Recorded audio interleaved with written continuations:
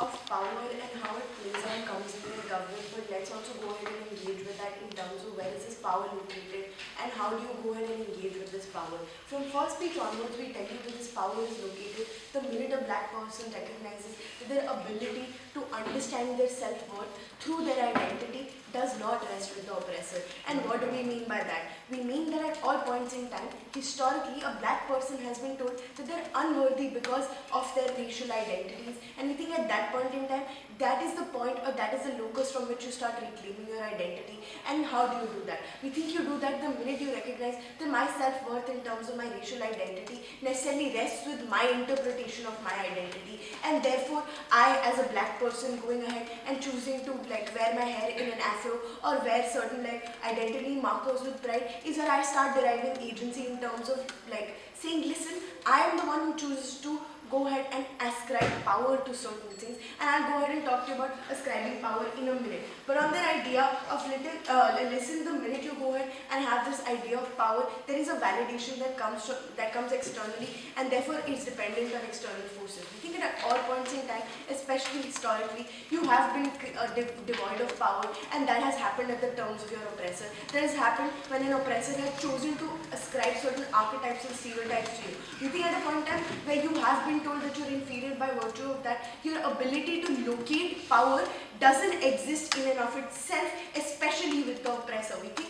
that the only way then you can locate power is through yourself by internally recognizing that just because I wear my hair a certain way doesn't mean that I'm unworthy in society. We think, and how does that percolate into a larger context, right? We think that your ability, and here's how the majority then consequently goes out and oppresses you, here's how the white people oppress you. They say, listen, you're devoid of power at all contexts and all points of time. How can you now go ahead and challenge structures, or that's the justification they give you for alienating you from those structures? And therefore, the minute you go ahead and assert yourself in terms of your power being there in and of itself, you're able to question structures better because you're able to go ahead and prove to a white man that this was my identity was a place at which you went ahead and oppressed me, and now I'm going to take that back. We think that agency in terms of black person viewing themselves as worthy rests on our side of the house the minute you start looking inwards and introspecting and doing all of those things. But on their idea of then going ahead and saying, listen, how do you now engage with the white supremacists? We think at all points in time, the stakeholders have been pretty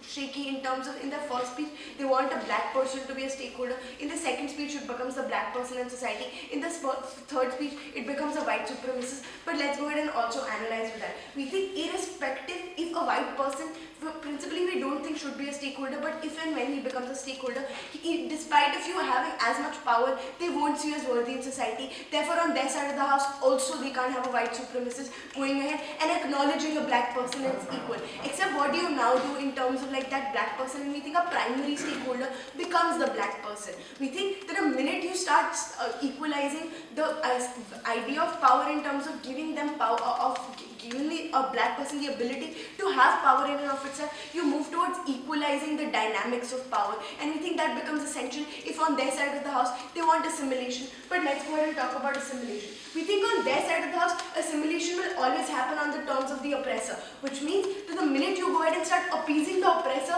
or trying to seek their validation in terms of saying, I'm sorry, I don't want to be associated with the black power myth because it hurts you, that oppressor has the ability to go ahead and tell you, listen, the only way I'll accept you in society or assimilate you in society is through XYZ means. We think that that's again you giving the power back to the oppressor. We think that's principally problematic. We think that's where they're able to say, listen, we'll only see you as valid agents in society the minute you restrict yourself in ghettos, the minute you restrict yourself to menial jobs which we think is inferior. We think that's why the idea of sympathy also gets concretized, because at no point in time does a white person have the incentive to go ahead and engage with this idea of a savior complex, or also recognize for that matter that they've historically oppressed you. We think that the incentive for a white person to recognize where he's historically oppressed you is only when a black person is able to call it out in terms of saying, you can't depower me anymore, here's where you went wrong. We think at that point in time is where you're better off in terms of recognizing how power structures come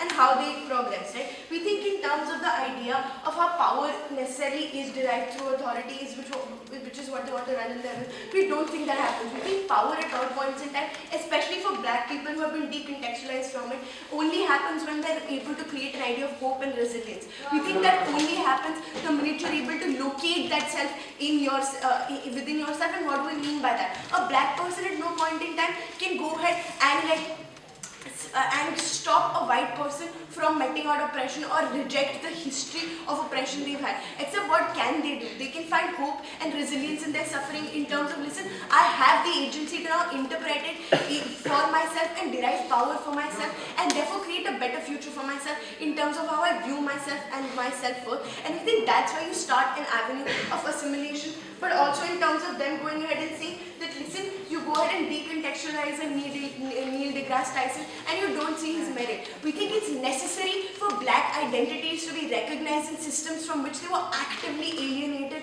and which never wanted to create spaces for them in the first place. Which is why you go ahead and recognize and laud female directors if and when they have Oscars, etc., right? We think at that point in time, they necessarily have to go ahead and prove to you, and here's the assertion that they run. They say, listen, black power or the myth of black power is only hating white people. We don't think so, because we don't think black people at any point in time would actively go ahead and antagonize white people. We don't think that's ever their intention in the first place. They haven't proved that intent to you, but what have they argued to you and what have they not dealt with from their side of the house? The idea of reclamation of power, the idea of reattribution of power, the value of myth and how it leads to creating communities where you legitimize your experiences, come out of it as powerful individuals. The minute you recognize a myth, the minute you give some sort of legitimacy to a myth, they haven't tackled with the idea of hope. They haven't necessarily gone ahead and told you anything, except in their whip, the burden that they take is ending racism through their move. We don't think they can go ahead and prove that to you either. But what have we told you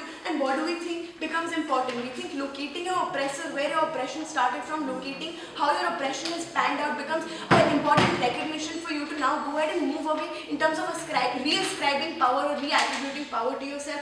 The idea or the value of hope in terms of, now I see myself as worthy enough as a black person and don't keep feeding into this conditioning of I must be inferior because of my historicity. We think those are the questions that you must ask yourself. They haven't answered any question for all those reasons. Proud to oppose. I thank the opposition whip for their remarks and I'll call upon the opposition reply to conclude and summarize the case beside opposition. Here.